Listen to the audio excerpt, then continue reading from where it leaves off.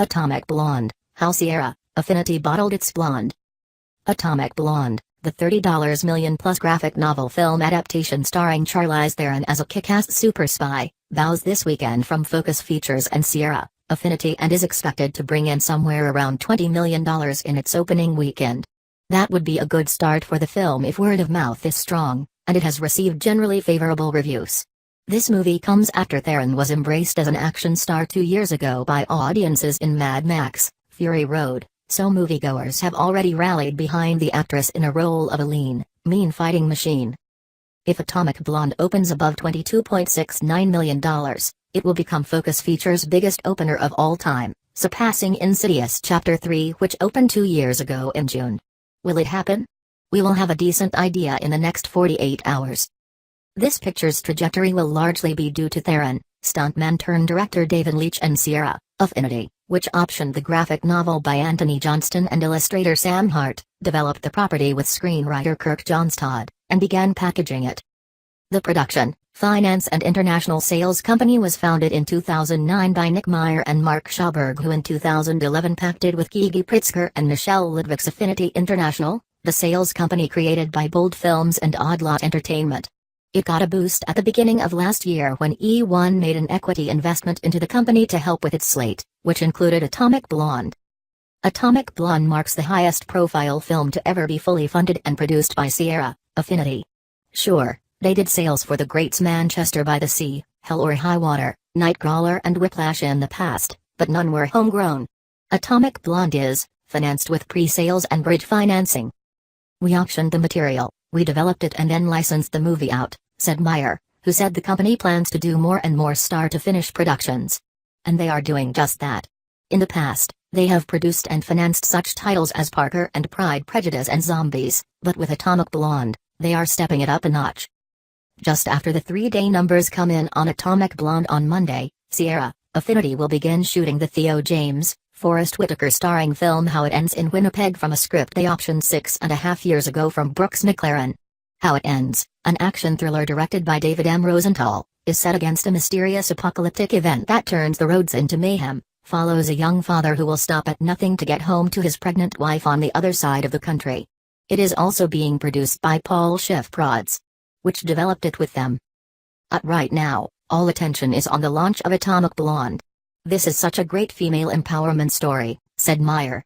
Leitch, who co-directed John Wick and is directing Deadpool 2, wanted to find an actress who get knocked down and kept on coming, like a female Terminator. They found that actress in Theron, who had also been looking for something specifically in the genre. Once Theron came on, so did her company, which includes Beth Kono and A.J. Dix, who also came in to help develop the film. With a director, star and script in place, they were ready to roll.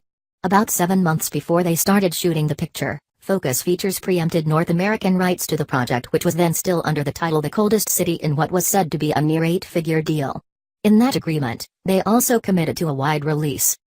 In fact, Atomic Blonde was one of the hotter projects going into Cannes in 2015. WME Global brokered the deal in advance of the International Film Festival that year, and the film then began shooting in Germany, where Theron actually did most of her own stunts, and got hurt doing so. Theron cracked 2 teeth during the filming while fighting and told audiences at CinemaCon that she was heading into her 4th root canal. She also took a punch to the face. She trained for 2.5 months in an evolution from looking like Big Bird to a fine-tuned fighting machine. Overall, Theron said, "It was a 5-year journey and we worked our balls off. I have no more balls. I'm a full girl now." Focus decided to move the high-octane film onto the July 28 date late last year, and then it was off to the races. The film was retitled to Atomic Blonde, a joint decision that involved the studio and filmmakers, and then swung into SXSW to generate buzz. "It was hard to have a film release in the middle of the summer titled The Coldest City," joked Meyer. It premiered in Austin, bringing in the star power to the otherwise sleepy festival with Theron, Leitch, and co-star James McAvoy. Toby Jones, John Goodman, Eddie Marsan and Sofia Boutella also star in the film. Then it was off to Comic-Con, where they revealed the lengthy fight scene to enthusiastic exhibitors. Of course, by this time, they were enjoying the full effects of Universal Pictures' finely tuned marketing team. Besides the promotional tour, Theron is also doing her all and talking, sharing with her 10.2 M fans, followers, according to Relish Mix, who notes that outside of her the other stars are not very social with the exception of Bautella, who is also promoting Atomic Blonde on social media. Even still, overall the film has a good social media universe of 67.6M with the conversation circulating about female empowerment, so this is John Wick with a woman? Only complaints are the oversaturation of ads before videos on YouTube. Trailers set against the music of Orgy's Blue Monday and Depeche Mode's Personal Jesus set the mood for the film's kind of hip violence, if there can never be such a thing, but that's what it did. They also weren't shy about lesbian love scenes between Theron and Bautella. The film has also been screened heavily throughout the summer. The thinking is, if you have the goods, then why not flaunt it? Universal Pictures is shouldering P&A. Sierra, Affinity made its own deals with distributors in Russia, the Philippines, Taiwan, Israel, Sweden, Vietnam and Singapore, which will open date with the domestic release. Universal will begin its rollout internationally in key markets on August 3rd. Theron, Kono and AJ Dix, Denver and Delilah Prods Zero, Kelly McCormick, 8711 Action Design, and Erie Gitter and Peter Schwerin, closed on Monday's End, are all producers. Atomic Blonde releases into 3,300 theaters this weekend domestically and another 3,000 plus screens internationally. It's a special feeling have the movie on over 6,000 screens worldwide, said Meyer. Everyone involved in the movie has done an amazing job. Atomic Blonde feels like it's a really special movie. This is the A+ version of what we do and we're going to continue to do.